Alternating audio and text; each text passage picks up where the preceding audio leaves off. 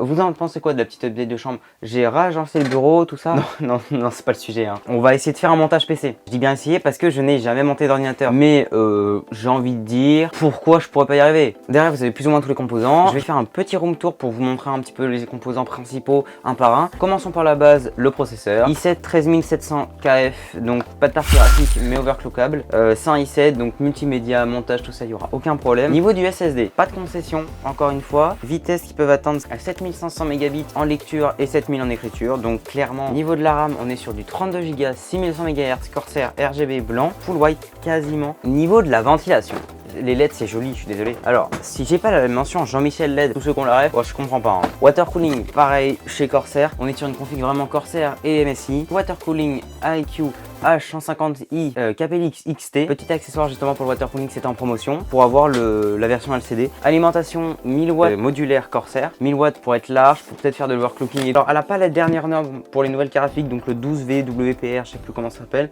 mais j'ai un câble exprès pour ça. La petite pâte thermique Cryonaut, donc je pense que c'est dans les meilleurs. Où on comprend que c'est pas une config qui est un bon performance. C'est la carte mère MSI Z6Z190 Edge Wi-Fi, quasiment des plus haut de gamme. Il y a la carbone au-dessus, 16 étages d'alimentation, donc pour l'overclocking, 5 ports M2. Écoute le prix du processeur. Donc en fait la config c'est littéralement, on a deux composants qui sont fixés, la carafique et le processeur, et tout le reste c'est max. Un petit disque dur de 4 Tera juste pour stocker des vidéos. Ouais, si vous avez suivi, il manque un truc. Bah ça c'est ma petite Cercier MSI 4070 Ti Suprimix. Clairement c'est dans les plus haut de gamme des 4070 Ti. Bon par contre elle est juste gigantesque, c'est quasiment bon. Il manque un dernier truc, le boîtier. Alors celui-là, mes copains savent à quel point ça a été une galère d'avoir ce boîtier, un enfer à trouver, rupture de stock partout, mais il est magnifique. C'est un aquarium littéralement. On va enchaîner sur la première étape qui va être de désosser le boîtier, de changer les ventilateurs.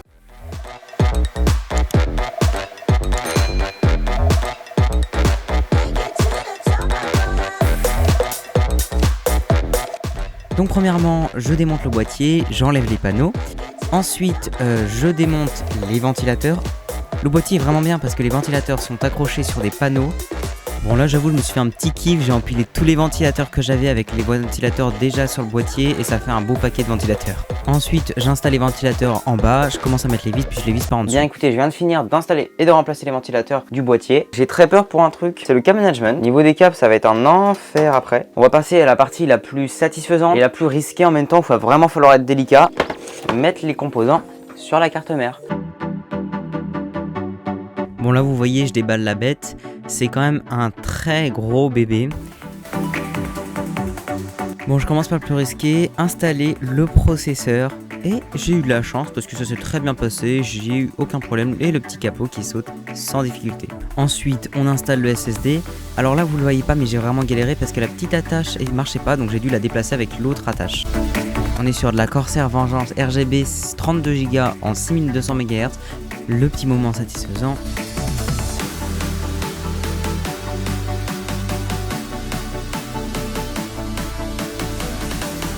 Ensuite on attaque le water cooling, j'installe le petit socket pour pouvoir visser la pompe du water cooling.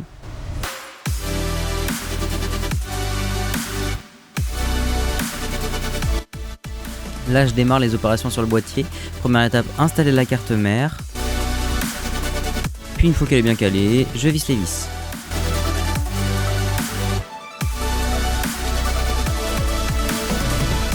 Bon ensuite on s'occupe du water cooling. Je déballe les éléments, je place le radiateur de mon côté pour pouvoir visser les ventilateurs du bon côté. Oui, je fais ça avec une visseuse, posez pas de questions.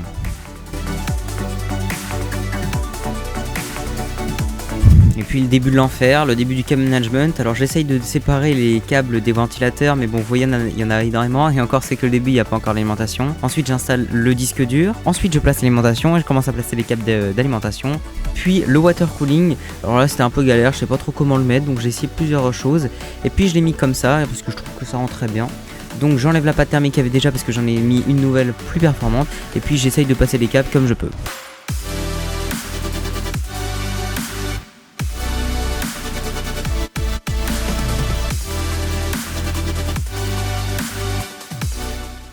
Bon, 4 heures plus tard avant le début de cette vidéo, je crois que j'ai fini de le monter. J'espère que j'ai pas tout pété. Il manque plus que la carafique parce que je vous ai évidemment attendu pour mettre la sainte carte graphique.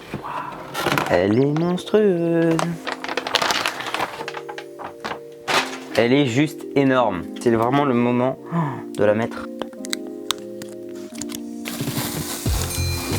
Elle est 10 fois plus belle en vrai en fait sans les plastiques. C'est le moment tant attendu. Nice. Là c'est bien passé. Premier démarrage, j'ai un peu peur. Allez. Le futur. Il est incroyable. Il y a peut-être un ventilo que j'ai pas branché. Et vous êtes censé tourner. Hein. Le RGB est magnifique par contre. Il est incroyable. Après de multiples galères, il y a à peu près 2h30 du mat, mais j'ai fini. Ça a été une vraie merde parce que la graphique était mal branchée. J'ai eu des courts-circuits, il est juste magnifique.